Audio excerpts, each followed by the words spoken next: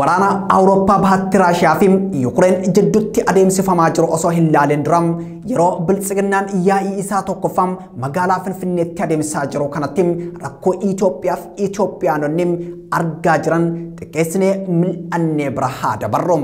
Itoophiyaan waggootaaf waraana ijibbaachisaan dhiiga Itoophiyaanotaa dhangalaasee adeemsisaa jirti. Lolli waraana bilisummaa Oromoo wajjin mootummaan biltsiginnaa adeemsisaa jiru. Waraanni TPLF fi mootummaa federaalaa jidduutti adeemsifamaa jiru. Itoophiyaa raasee kufaatii hedduuf saaxilee jira. Itoophiyaanota ammoo gatii qaalii lubbuun kafalchiisee jira. Mootummaan biltsiginnaa ilaalcha siyaasaa isaa ummata irratti fe'uuf namoota ija ummataa ta'an hedduu nyaatee jira. Dargaggoota qabsaanii aangoo isa qabsiisan hedduu manneen hidhaa keessaa baasuun ajjeese. Addabaabaayii irratti dargaggeessi rasaasaan tumame. Dhaloota bor biyya dhaaluun humnoonni tikaa baadiyaa keessatti alaamaa irratti laallatuun ajjeesanii jiru. Maqaa shanee jedhuun ilma namaa gaaza itti firfirsanii gubanii mana waliin ammoo maatiin guutuun gubatee jira. Dhalli namaa akka bofaam dhala namaa dhagaan mataa keessa tumee ajjeesee jira. Reeffi kabajaa dhabee dirree irratti hafee maatiin danuun qe'ee irraa buqqee jireenya du'aa fi jiruu jidduutti jiraataa jira. Oromiyaan balaa humnoonni mootummaa fi faannoon Amaaraa dhalchaniin raafamaa jirti. Beneshaangul Gumuz, Affaar fi Tigraay balaa wal fakkaataa keessa jiru. Qaala'insi jireenyaa biyya uummata miiliyoona 120tti tilmaamamuu qabdu qoraa jira. Balaan hongee naannoo Oromiyaaf Somaalee qofatti beeyladoota miiliyoona 1,500 fixeetii jira. Namoonni miiliyoona 7tti dhiyaatu ammoo balaa irra buuseetii jira. Addawaawiin diigamee erga biltsiginnaan kalaqamee Itoophiyaaf Itoophiyaanonni wabii nageenyaa hin arganne. Nageenya dhabuu fi lubbuu kuma dhibbootaan lakkaa'amu baduun adeemsa biltsiginnaa gatiittii uummataa irratti fe'uuf adeemsifameedha jechuun yaada kennattoonni ibsu.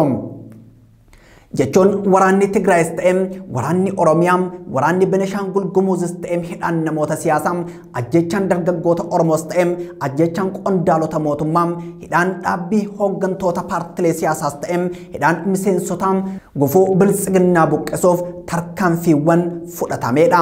Tibbana ammoo paartiin Itoophiyaa misoomsinee gaanfa Afrikaa badhaadheessina jedhu biltsiginnaan yaa'ii isaa jalqabaa taa'aatii jira. Yeroo biltsiginnaan yaa'ii isaa jalqabaa Finfinnee keessatti ajiru kanatti humni finxaalessa Amaaraa kan mootummaan hidhachiifaman jedhamu faannoon ilma namaa osoo lubbuun jiru ibidda keessatti darbee gubaatii jira.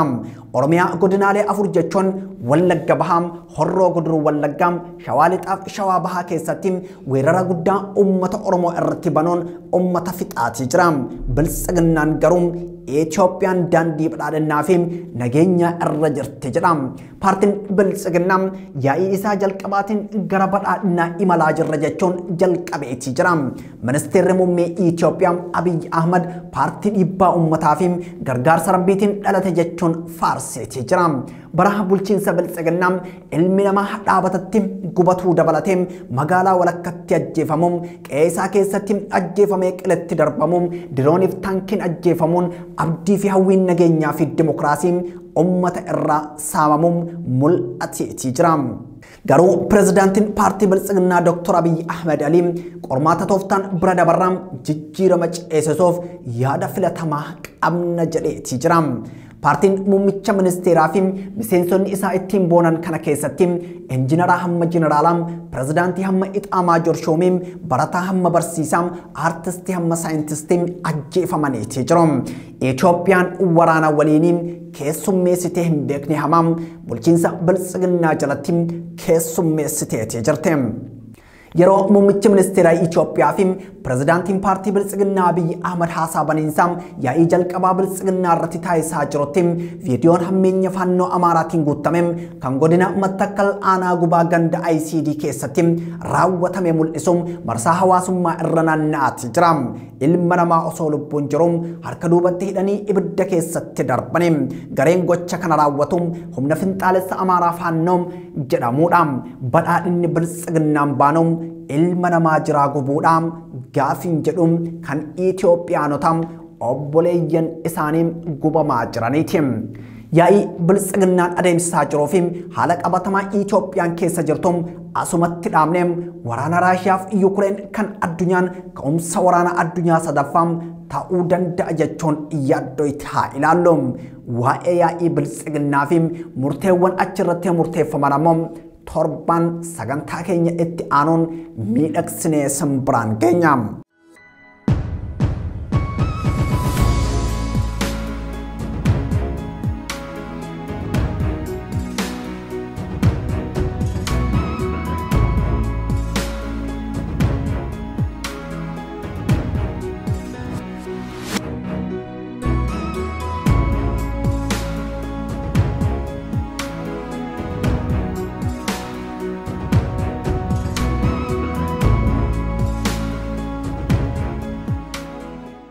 Gaanfi Afrikaa dhuma bara 2020 waraana waliinii Itoophiyaatiin wayitaraafamuu jalqaba bara 2022 Awurooppaan bahaa ammoo waraana Raashiyaaf Yukireeniin unkuramaati jirti. Bara 2020 Abiyyi Ahmad duula olaantummaa seeraa jechuun humnoota waraanaa gara Tigraay yoo dulchisuun Vladimir Putin jalqaba bara 2022 waraana duula addaa jechuun humnoota waraanaa Yukireenitti dulchiseeti jira. Raashiyaan biyya ummata miiliyoona 145 ol qabdu Yukreen biyya ummata miiliyoona 44 qabdu irratti waraana bante.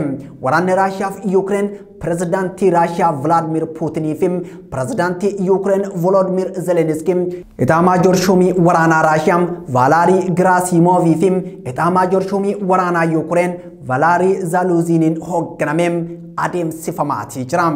Biyyoonni qamadii sadarkaa addunyaatti oomishuun dhibbeentaa 14 qabatanii fi qamadii gabaa alaatti erguun ammoo dhibbeentaa 29 qabatan Raashiyaa fi Yukreen wal waraanaati jiru.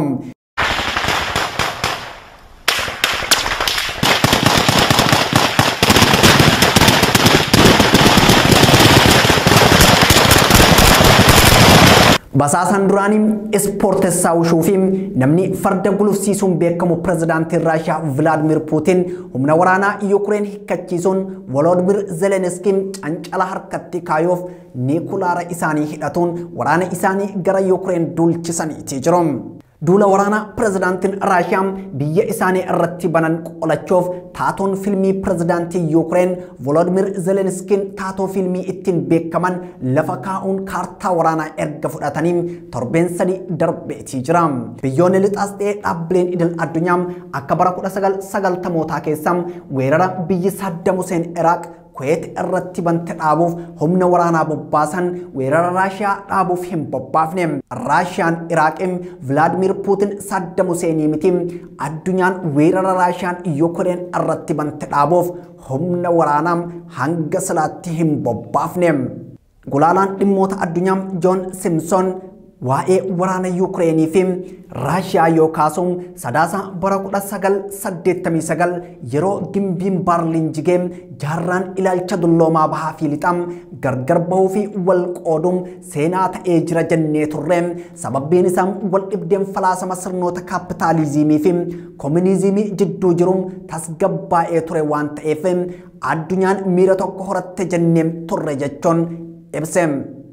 Rakkoon wal qoqqooddaa fi gargar bahuu addunyaa nama barasan baha Jarman keessatti qondaala basaasaa dhaabbata KGB hojjetaa ture Vladimir Putin ta'uu isaatiin jechuun ilaalcha basaasaan duraanii fi Pirezidaantiin ammaa Raashiyaa qabate rakkoo addunyaa akka ta'e ibse.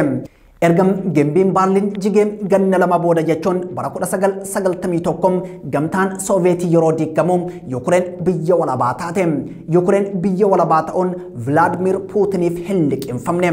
Yukreen Raashiyaa irraa adda baatee biyya walabaa ta'uun akka amantaan Vladimir Putinitti arrabsoodha. Vladimir Putin Yukreen qaama Raashiyaati jechuun amanam. Kanaafis ammoo ragaan bara 2001 barruu jechoota 1700 qabu kan maxxansan Putin achi irratti akkas jechuun barreessuu isaaniiti. Ettan amanam birmadummaan Yukreen kan mirkanaa'u yoo Raashiyaa waliin walii galte qofaam sababbiin isaa nuti ummata tokko jechuun barreesse.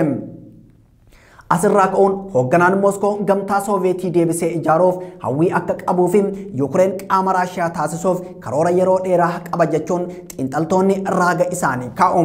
Waraanni amma baname kun abjuu yeroo dheeraa dhugoomsuuf waraana jalqabeedhas jedhu. Kan biraa immoo ka'umsi waraana Raashiyaa fi Yuukireen miseensa waliigaltee waraanaa kaaba Atlaantikii yookaan neetoo ta'uuf gaafachuu isiiti. Waliigalteen waraanaa kaabam Atlantikii yookaan North Atlantic Treaty Organization waraanaan booda babal'ifannaa lafaa fi bulchiinsa Raashiyaan Awurooppaa keessatti taasisaa turte ittisuuf bara 1949 Ameerikaan, Kaanaadaa fi Faransi dabalatee biyyoota 12 hundaa'e. Bara 1955 ammoo Sooviyetiin Raashiyaa humna neetoo kana kan qolachuu danda'u tokkummaa biyyoota baha Awurooppaa kan ilaalcha kooministii hordofan Maarsaw Paaktii jechuun hundeessite. Bara 1991 bittinnaa'uu Sooviyetii Raashiyaa booda biyyoonni miseensa Maarsaw Paaktii ta'an miseensa neetoo ta'uu jalqabani. Dhaabbanni waliigaltee waraana kaabaa Atlaantikii yookaan neetoon hundeeffame kun suutuma suutaan miseensota isaa baay'ifachuun dhaabbata waraanaa biyyoota miseensa 30 qabu ta'e. Dhaabbatichi yeroo ammaa waraana lafoo qofa miiliyoona 3 ol akka qabutu himama. Duraan Yuukireen biyyoota gamtaa Awurooppaa fi Sooviyetiin Raashiyaa daangessitu turte. Lammiileen hidda dhiiga isaanii Raashiyaa ta'an miiliyoona hedduu kan qabdu Yuukireen hariiroo hawaasummaa cimaa Raashiyaa waliin akka qabdutu himama. Akkasumas biyyoota gamtaa Awurooppaaf michuu cimtuu turte.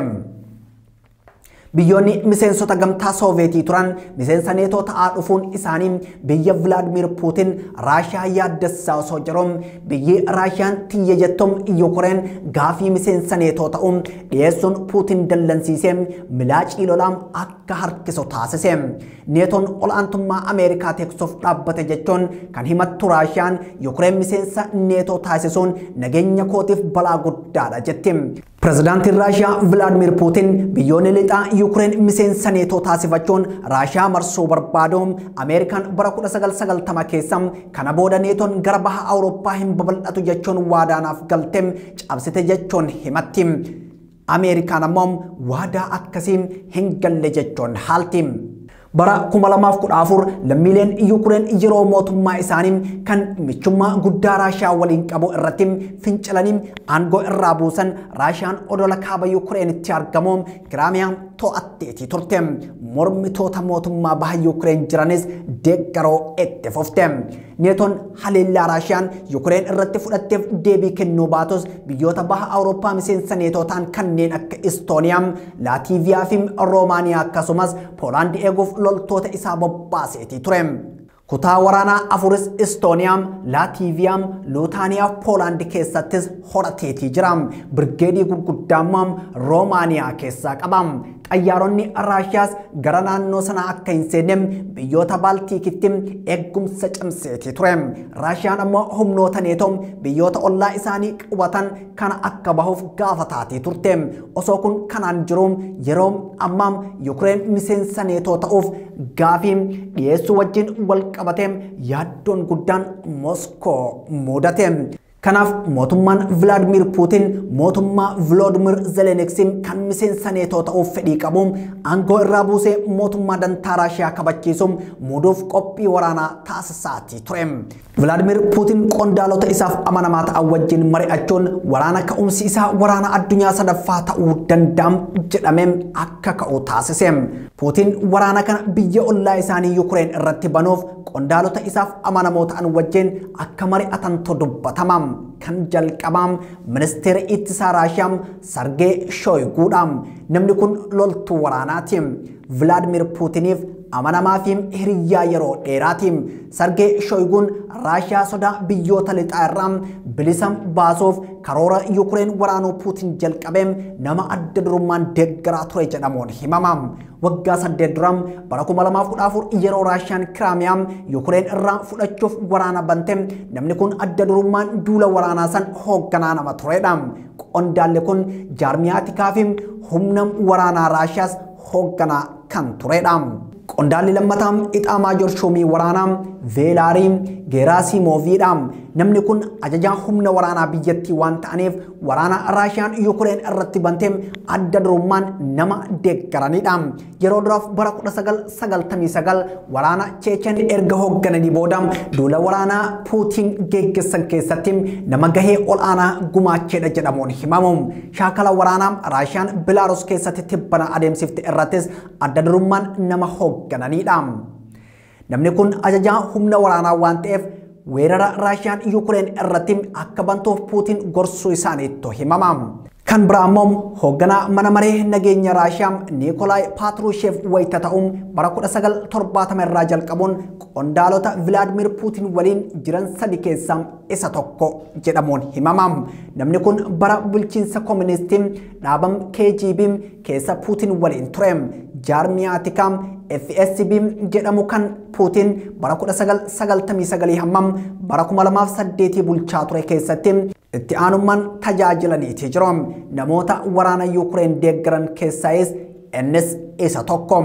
Kan biraan Aleksaandar Bortnikov daayireektara tajaajila nageenyaa fi tika Raashiyaa yoo ta'u qondaalli kun qondaalota kaan irraa dhageettii guddaa akkam Puutiin biratti qabutu dubbatama.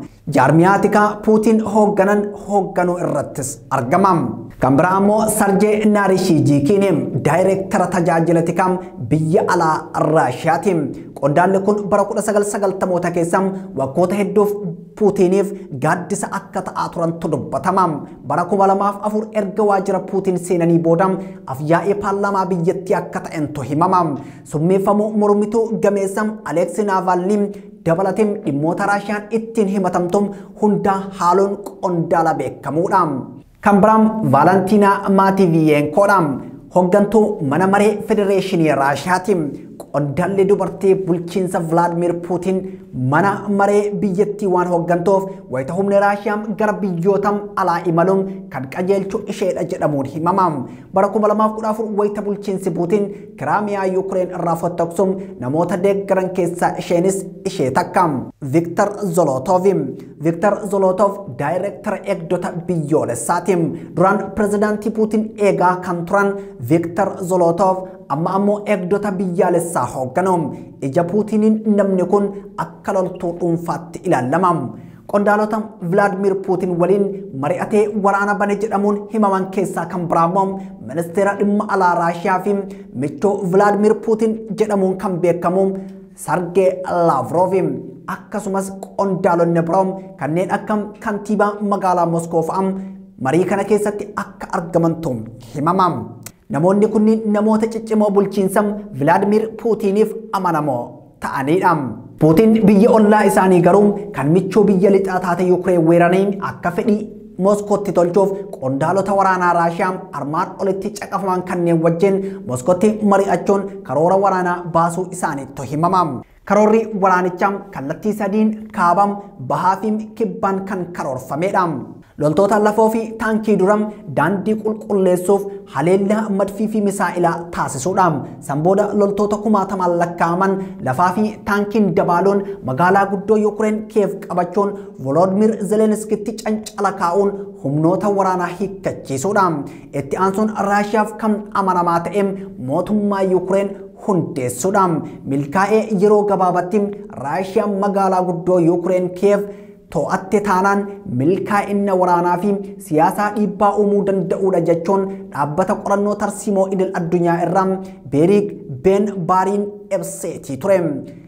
Akka karoora kaa'ametti gurraandhala 24 bara 2022 ganama barraaqaan haleellaa misaa'ilaa fi madfii Yuukireen irratti raawwatamus loltoonni Moskoo loltoota Yuukireen cabsuun Kiev qabachuun magaalaa guddittii Yuukireen to'achuu hin dandeenye. Duula waraana addaa jechuun humnoota waraanaa gara Yuukireen kan bobbaase Vilaadimir Puutiin humna niikuleeraatiin qophaa'aa jechuun isaa immoo yaaddoo biraa addunyaatti ta'eetii jira. Raashiyaan biyyoota niikuleera balaafamaa oomishuun addunyaa hirriba dhoowwan keessaa takka yoo taatu hidhannoo waraanaa ammayyaa hedduu hidhachuun Ameerikaa dabalatee biyyoota masaanuu ishiitiif yaaddoo guddaa taateetii jirti.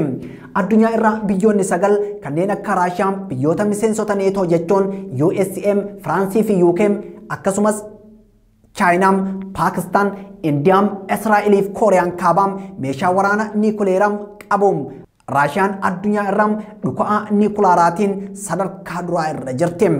Federeeshiniin saayintistoota Ameerikaa akka ibsetti Raashiyaan fiixee misaa'ila niikulaaraa 5,977 qabdi. Kanneen keessaa 5,500 hojiin ala ta'uu kan eere federeeshiniin kun 4,500 kan ta'an ammoo meeshaalee niikulaaraa tarsiimaawaa kan akka misaa'ila baalaastikii yookaan rookeetii fageenya dheeraa furguggeeffamanidha jechuun ibseetee jira. Kanneen hafan niikulaaraa xixiqqaa dirree lolaa keessatti dhukaafamanidha jechuunis ibseetee jira.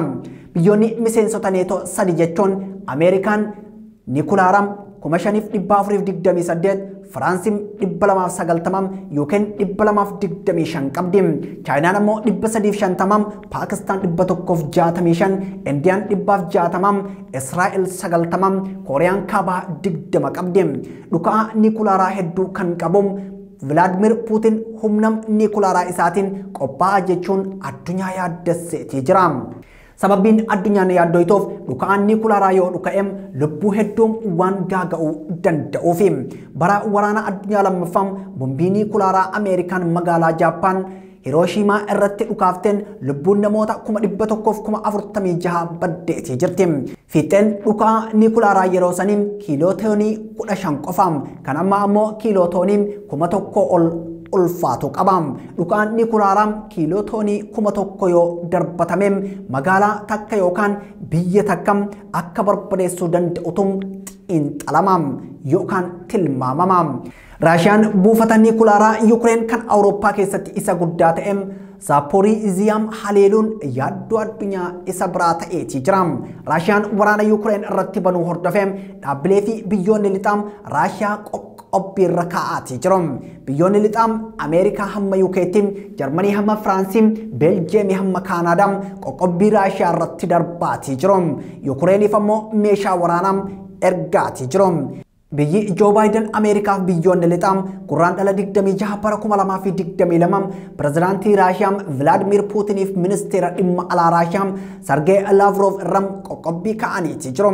Qabeenyi Vladimir Puutiniif Sergey Lavrov Ameerikaa, Awurooppaa, UK akkasumas Kaanaadaa keessaa qaban akka hin sochoone yoo taasifamu Ameerikaan ammoo qoqqobbii imalaa qondaalota kanneen irratti dabaltee keetteetee jirti. Gama biraan baankiiwwan Raashiyaa tooftaa kafaltii idil addunyaa SWIFT keessaa baasuun akka dabalatus himamaatii jira.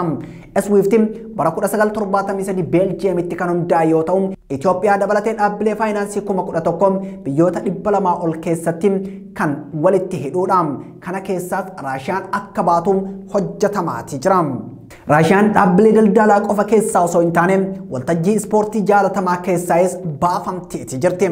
Fiifaan garee biyyaalessaa Raashiyaa tapha addunyaa bara 2022 qaxaratti qophaa'u irraa ittiseetii jira. Weerara Raashiyaa kana hordofuun Piriimer Liigii Ingilizii hanga Laa Liigaa Ispeenitti, Boondesliigaa Jarmanii hamma Liigii Faransaayiti, Seeriyaa Xaaliyaanii hamma Shaampiyoons Liigii Awurooppaatti, Awurooppaa Liigii hamma FA Kaappiitti balaaleffataniitii jiru. Ameerikaaf biyyoonni miseensota gamtaa Awurooppaa waraana Raashiyaan Yuukireen irratti bante mormaniitii jiru. Hooggantuun Komishinii Gamtaa Awurooppaa Ursula von der Leyen Puutiin waraana Awurooppaatti deebisee fiduu isaatiif itti gaafatama yoo jettu ministeerri muummee UK Boris Johnson ammoo qoqqobbiiwwan dinagdee Raashiyaa laaffisan buufna jechuun buusuu irratti argama. Chaansilariin Jarman Olaf Scholz ammoo Puutiin dogongora isaatiif gatii guddaa kafala yoo jedhan Chaayinaa fi Indiyaan yaada bal'aa kennuu irraa of qusataniitii jiru. Dhaabbileen idil addunyaa hariiroo Raashiyaa waliin qaban kutaniitii jiru. Kaampaaniin xayyaaraa Airbus fi Boeing akkasumas kaampaaniin guddichi boba'aa Exxon Mobil hariiroo isaanii Raashiyaa irraa kutaniitii jiru. Kaampaaniin Awurooppaa xayyaarotaa fi qaamolee xayyaaraa oomishuun Airbus Industirii Aviyeeshinii Raashiyaaf qaamolee xayyaaraa dhiyeessuun akka dhaabuun ibseetii jira. Kaampaaniin Ameerikaa guddichi Appiliin ammoo Raashiyaatti oomisha isaa gurguruu yoo dhaabu, kaampaaniin bilbilaa iPhone ammoo Raashiyaan waraana Yuukireen irratti banuun baay'ee na gaddisiisee jira jedhe. Apple gurgurtaa dhaabuun cinatti Apple Pay, Apple Maps akkasumas tajaajila kuusaa aappii keessa jiran hundaam Raashiyaatti akka hin tajaajille taasiseetii jira. Haaluma wal fakkaatuun kaampaaniin Apple Googleen tajaajila Raashiyaa keessatti dhiyeessuu akka hin dhiyeessine dhorkeetii jira. Dhaabbileen akka Zaaraa, PayPal fi Samsung hojii isaanii Raashiyaa keessatti dhaabanii jiru. Pireezidaantiin Raashiyaa Vladimir Putin biyyoota lixaatiin qoqqobbii dabaltanii walitti bu'iinsa jiru hin ammeessinaa jechuun akeekkachiiseetii jira. Gama biraan UK fi Ameerikaan boba'aa Raashiyaa lagachuu yoo ibsan biyyoonni miseensota gamtaa Awurooppaa 40 boba'aa Raashiyaa fayyadamaniif yaaddoo ta'eetii jira. Raashiyaan gama isiitiin boba'aan kiyya gabaa Ameerikaa irraa ittifame taanaan ujumoo boba'aa gara Awurooppaa deemuu ni kuta jechuun dhaadatteetii jirti. Raashiyaan ammoo qoqqobbii biyyoonni lixaa taasisan qoqqobbiin deebisa jechuun alergii telekoomii, meedikaalaa, konkolaataa, qonnaa, bu'aalee mukkeenii fi meeshaalee elektirikii uggurteetii jirti. Raashiyaan biyyi mana maree nageenya addunyaatiin ibsi waraana Itoophiyaa irratti akka hin baane taasisaa turte amma ammoo qoqqobamaatii jirti. Muummicha ministeera Itoophiyaa Abiy Ahmad ammoo kan waggaa 3 dura Yamanoonni walitti bu'iinsa uumaan hin jaalanne Quraana irraa baradhaan dhukaasa dhaabaa jechuun xalayaa Yamanootaaf barreesse. Bara kanas Raashiyaa fi Yukireeniin dhukaasa dhaabaa jechuun xalayaa barreesseetii jira. Waraanicha karaa nagaatiin xumuruuf mariin Beelaarusii fi Tarkii magaalaa Antaalayaa keessatti taa'amus hin milkoofne. Waraanni Raashiyaa fi Yukireen karaa nagaatiin xumuramamuun yaaddoo addunyaa dhugoomsee waraana addunyaa sadaffaa ta'an ollee bullee argina. Xumurree jirra. Mil'uu tibbanaa kan qopheessee isinii dhiyeesse Siraayil Sabaati. Gama ogummaa kaameraa fi piroodakshinii bareedaan mil'uu tibbanaa kan isin biraan gahaa ture Abdii Jamaali. Torbaan sagantaa biraatiin ammoo walitti deebinutti torbaan milkii haa ta'u.